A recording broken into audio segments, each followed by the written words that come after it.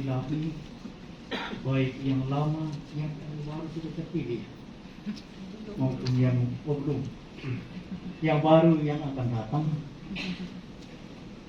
para peserta Kongres Nasional keempat Kerahiman Ilahi Indonesia, serta para Kristus kasihanilah kami, Kristus kasihanilah kami, Tuhan kasihanilah kami, Tuhan kasihanilah kami.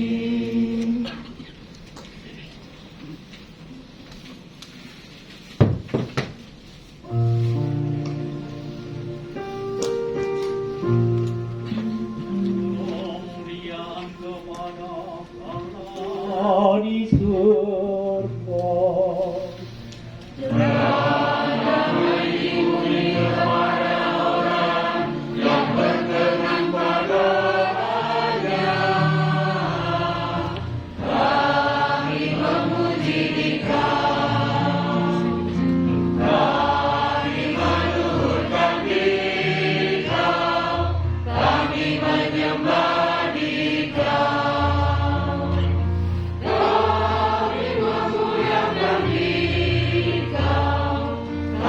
Bersyukur kepadamu karena kemuliaan-Mu yang besar. Ya Tuhan Allah Raja Surgawi, Allah Bapa yang Maha Kuasa. Ya Tuhan ilahilah kami. Engkau yang menghapus dosa dunia, kabulkanlah doa kami. Engkau yang duduk di sisi Bapa, kasihanilah kami. Hanya Engkaulah kudus, hanya Engkaulah Tuhan, hanya Engkaulah Maha Tinggi, ya Yesus Kristus. Bersama dengan Roh Kudus dalam kemuliaan Allah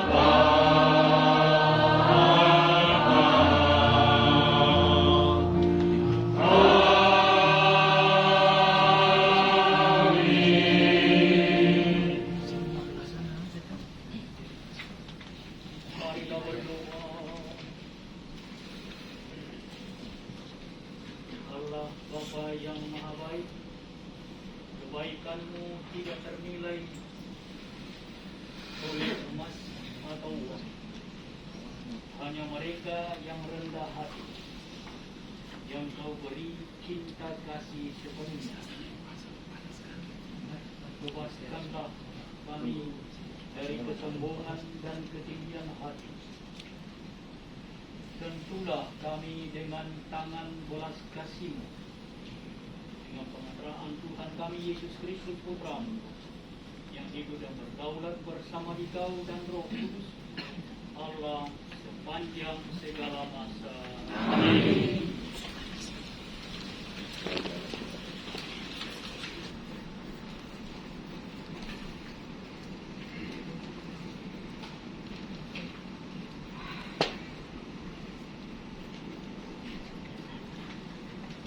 Berkatalah Naaman,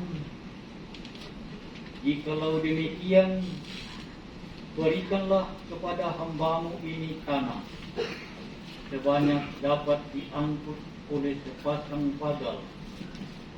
Sebab hamba-Mu ini tidak lagi akan mempersembahkan kurban bakaran atau kurban sembelihan kepada Allah lain kecuali kepada Tuhan.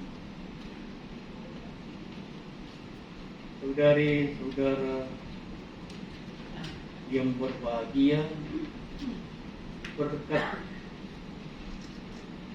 kerahiman, berkat kasih setia Tuhan kepada kita.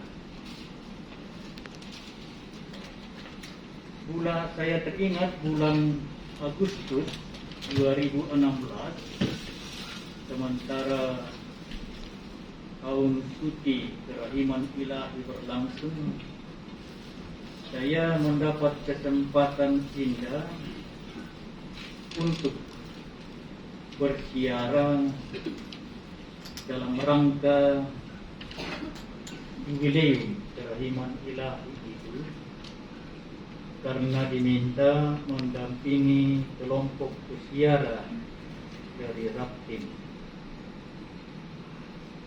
Dan kami berhasil memenuhi 10 pintu suci yang kami masuki. 4 di kota Roma, lalu 6 di Perancis, ya hanya di Perancis ya, 6 juga ya. Jadi sungguh merupakan kebahagiaan bahwa setiap kali kami melewati pintu suci, lalu boleh bersama-sama merayakan perayaan Ekaristi. Itu kenangan yang indah bagi saya. Tetapi yang paling mengesan bagi saya justru ketika mendengarkan homili Bapak Suci. Saya ingat tanggal 10 Agustus itu adalah hari Rabu, dan setiap hari Rabu kan ada audiensi umum. Dan rombongan kami bersyukur dapat masuk dan mengikuti. Saya teringat kutipan Injil yang dibacakan waktu itu adalah ketika Yesus membangkitkan seorang muda, putra tunggal dari janda di sebuah kota Nain, ketika jenazahnya sedang diusung keluar, dibawa ke pekuburan. Banyak orang yang menyertai janda malam itu, dan dikisahkan ketika Yesus melihat ibu malang itu, hatinya tersentuh, iba. Lalu dia melangkah maju dan menjamah jenazah itu dan berkata, "Hai orang muda, bangunlah." Dan orang muda itu bangun dan mulai berbicara, dan Yesus mengembalikannya kepada ibunya. Dan saya ingat betul Filipaus berkata, itulah persis arti dari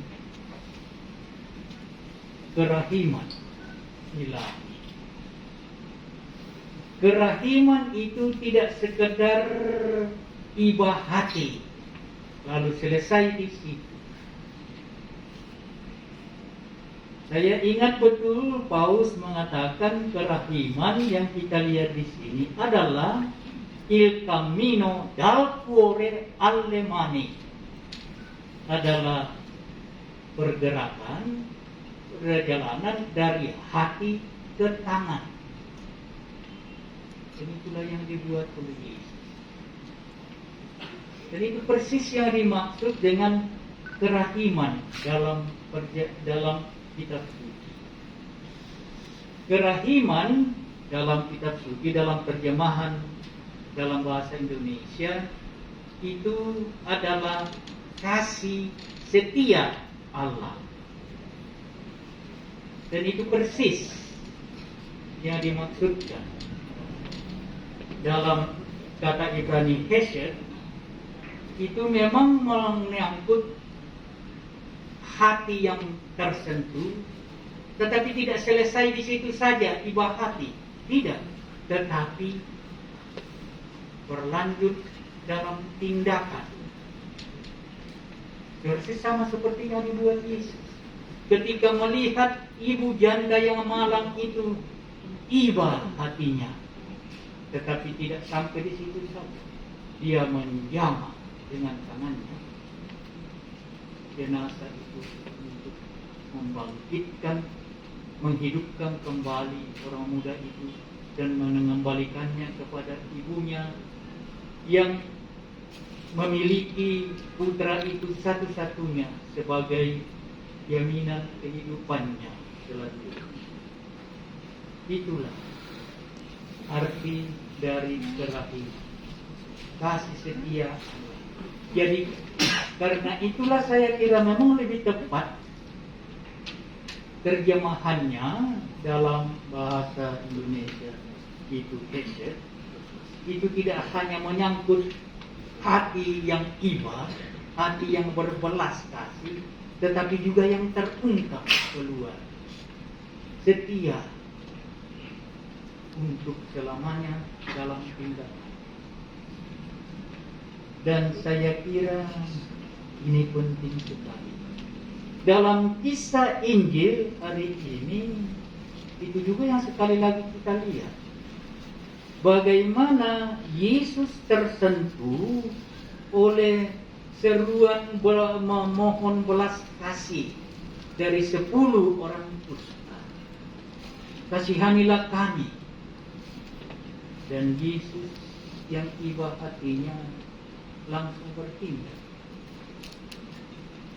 Pergilah, tunjukkanlah dirimu kepada imam-imam. Dan itu memang sesuai dengan aturan agama Yahudi. Kita tahu bahwa penyakit kusta itu tidak sekedar penyakit jasmani, penyakit badani, tetapi itu dalam lingkup budaya dan budaya religius Yahudi itu dipandang sebagai akibat dari dosa. Orangnya berdosa sehingga lalu harus disingkirkan dari tengah-tengah masyarakat. Jadi orang-orang kusta tidak hanya menderita karena penderitaan jasmani, tetapi lebih-lebih karena penderitaan rohani. Mereka disingkirkan dari masyarakat. Dan bagi Yesus ini tidak tertahan. Maka dia langsung bertindak lewat kata-kata, pergilah dan tunjukkanlah dirimu kepada imam. Artinya imam-imam harus menjadi saksi bahwa benarlah seseorang yang sebelumnya berpenyakit kusta itu sudah bersih, sudah sembuh. Harus ada pengesahan daripada. Yang menarik adalah dari 10 orang kusta itu hanya ada 1 yang kembali karena telah mengalami belas kasih dari Allah dalam Yesus Kristus, Sang Kerahiman Allah yang menjelma itu, kembali untuk bersyukur kepada Tuhan. Dan ketika Yesus melihat itu, dia memberi komentar yang tajam. Ternyata dari 10 orang itu hanya ada 1 yang adalah orang Samaria, orang yang oleh orang Yahudi dianggap Ya, orang beragama tidak benar. Dan 9 yang lainnya itu adalah orang Yahudi yang merasa diri beragama benar. Tetapi lihat, ketika mengalami belas kasih Allah dalam hidupnya, yang 9 orang itu tidak sampai terpikir untuk mengucapkan terima kasih. Mereka merasa itu hak mereka sebagai orang-orang beragama baik. Sedangkan orang asing itu, orang Samaria, yang dianggap sebagai orang yang beragama tidak benar,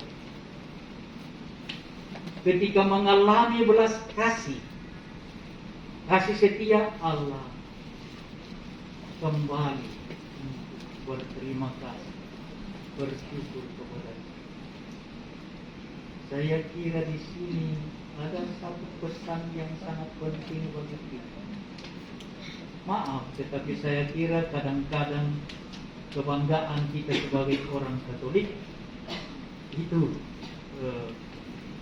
menjadi sikap sama seperti itu, ya. Kalau kita mengalami sesuatu kebaikan dari Tuhan dalam hal itu adalah hak kita.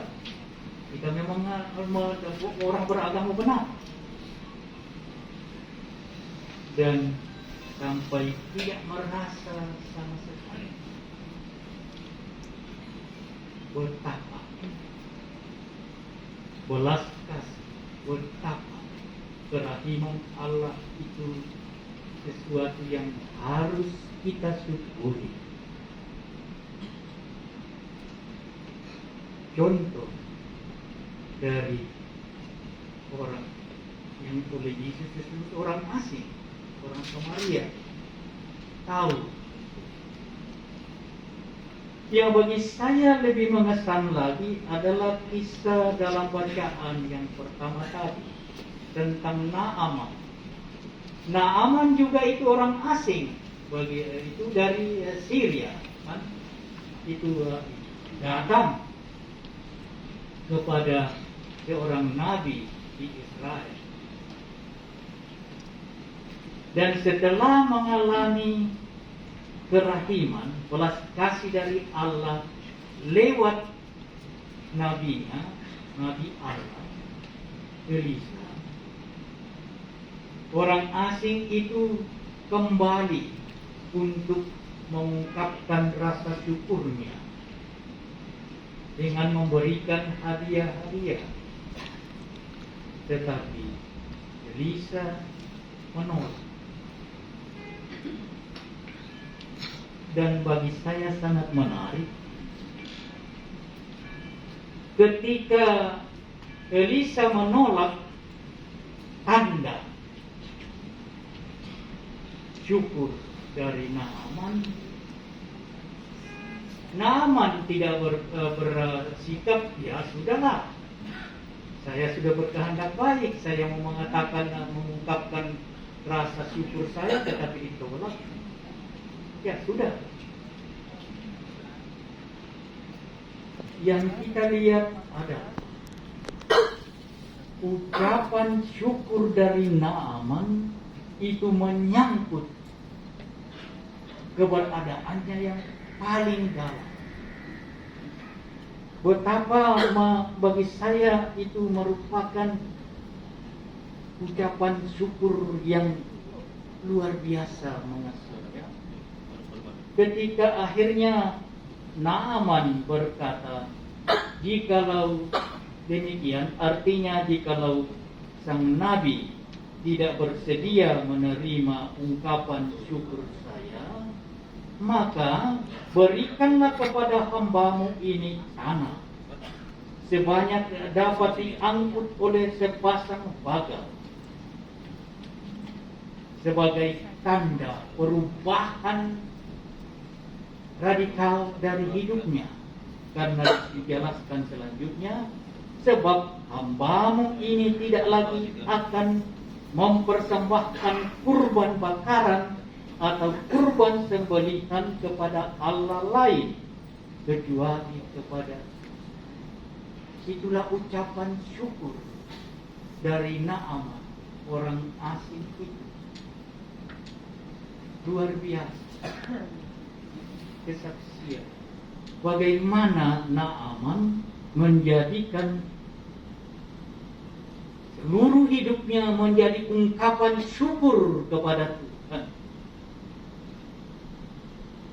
Saya pikir-pikir, sekiranya kita yang mengalami kerahiman ilahi, yang setiap saat mengalami kasih setia Allah yang abadi, mengalaminya, dan itu menjadi landasan untuk perubahan total dalam kehidupan kita. Itulah ucapan syukur yang paling besar. Maka mohon maaf kalau saya memperhadapkan diri saya yang kecil dan kadang-kadang sebagai manusia sombong ini. Saya merasa ditegur dengan kesaksian Naaman secara sangat megah. Maafkan saya cerita singkat sedikit. Tahun 1961 mengatasi krisis, dan saya hidup sampai saat ini. Ketika menghadapi ucapan syukur dari Naaman ini, saya tetap menoleh ke belakang dan melihat dia. Ketika selesai kelas 3, jadi tamat SMP, bukan SMP sesudah makan pulang. Itu, tetapi betul ya. Saya berkali-kali mau minta keluar, tapi setiap kali saya mendekati pintu pada rektor mengetuk, saya punya tangan gemetar, sehingga saya balik lagi dan tidak jadi. Jadi teruslah, dan demikian sampai akhirnya toh menjadi imam. Dan saya masih ingat, ya, sebagai imam jalan terus seperti biasa. Lebih-lebih ketika melihat bahwa ternyata sebagai imam kita dibutuhkan oleh umat, itu membahagiakan bagi saya. Tetapi ketika dihubungi oleh nuncio untuk dipilih menjadi uskup, di situ saya gemetar dan diminta untuk segera menjawab dan tidak boleh menolak, dikatakan. Jadi saya gemetar, tetapi saya bilang ke Monsinyur, saya mohon 2-3 hari untuk bermenung dalam doa. Ya baik, tetapi harus segera memberi jawaban, dan jawabannya adalah tidak boleh menolak. Ya, jadi akhirnya ya saya tidak berani mengatakan menolak. Apalagi mengingat nasib dari Nabi siapa itu yang lari dari Yunus, ya, Yunus. Ini saya pikir bahaya. Jadi saya akhirnya memberanikan diri menjawab ya, lalu harus menulis jawaban. Tetapi ya, begitu berjalan. Kalau saya yakin kalau Tuhan memanggil, itu dia akan memberikan. Tetapi ketika bermenung mengenai kerahiman ilahi dan mendengarkan dan menyaksikan itu kesaksian dari seorang Naaman, ya, saya harus melihat bahwa saya selalu merasa berutang nyawa kepada rumah sakit Stella Maris, tetapi lebih-lebih saya merasa berutang nyawa kepada Tuhan. Kalau Tuhan memanggil saya waktu itu, selesai. Tetapi ternyata tidak, dan masih hidup sampai sekarang ini. Sehingga pengalaman seperti itu bagi saya setelah mendengar kesaksian dari Naaman, saya melihat diri saya dan berkata, ya, hidup ini adalah anugerah dari Tuhan karena Dia Maha Rapi. Dan oleh karena itu saya begitu senang dan bahagia karena kadang-kadang di kamar menyanyikan sendiri itu lagu yang sangat populer ya. Hidup ini adalah kesempatan Hidup ini untuk melayani Tuhan. Jangan sia-siakan apa yang Tuhan beri. Hidup ini harus jadi berkat. Oh Tuhan, pakailah hidupku selagi aku masih kuat. Bila saatnya nanti ku tak berdaya lagi, hidup ini sudah jadi berkat. Hidup ini harus jadi berkat. Mengapa? Karena hidup ini tidak berasal dari diri kita sendiri. Hidup ini adalah berkat kerahiman ilahi. Hidup ini adalah pemberian dari sang kerahiman ilahi. Amin. Sehingga saya kira ketika kita merasakan itu, dan saya merasakan itu sekali lagi ketika membaca kesaksian dari Naaman ini, saya melihat, iya, saya harus melihat panggilan hidup saya sebagai ucapan syukur sepanjang hidup ini kepada Tuhan karena saya telah mengalami kerahimannya. Saya berutang hidup kepadanya karena hidup ini bukan milik saya. Hidup ini adalah pemberian daripadanya. Saya berutang kepadanya karena Dia memelihara hidup ini dan membiarkan saya tidak mati pada tahun 1960, tapi membiarkannya.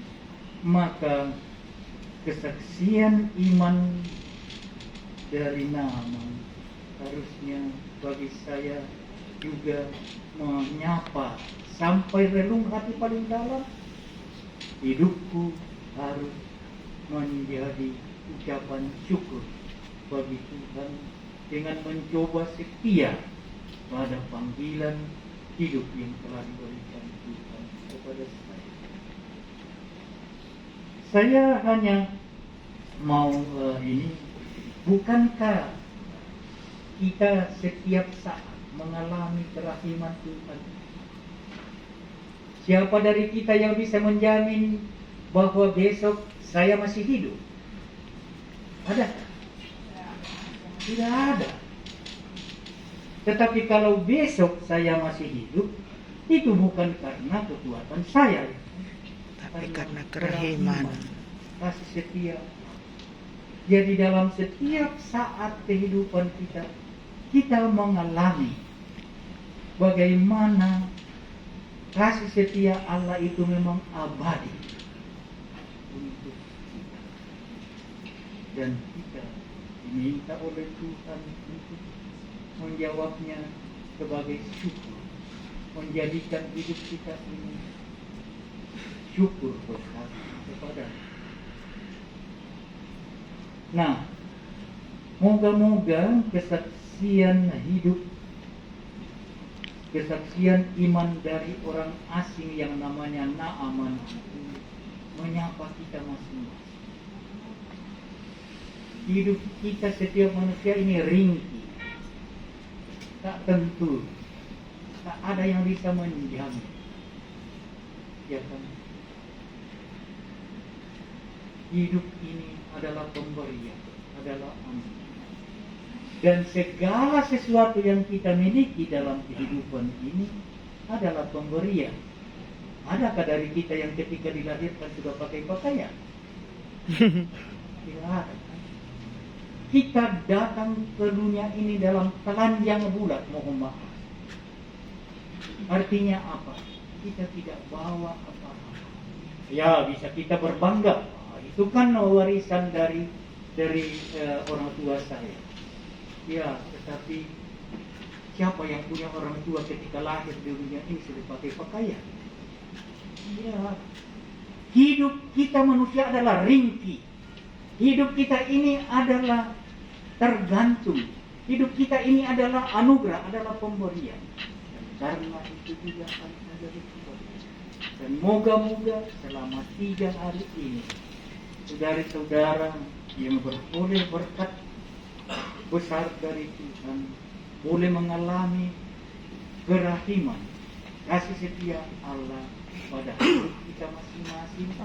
Dan selanjutnya pengalaman itu akan merubah secara radikal hidup kita selanjutnya, lalu menjadi orang-orang yang siap sedia merasul komunitas kerasulan kerahiman ilahi Indonesia. Itulah cita-cita. Moga-moga dari kongres keempat ini, itulah pengalaman yang akan membawa menyemangati kita selanjutnya kembali dari kongres. Tuhan memberkati kita. Amin.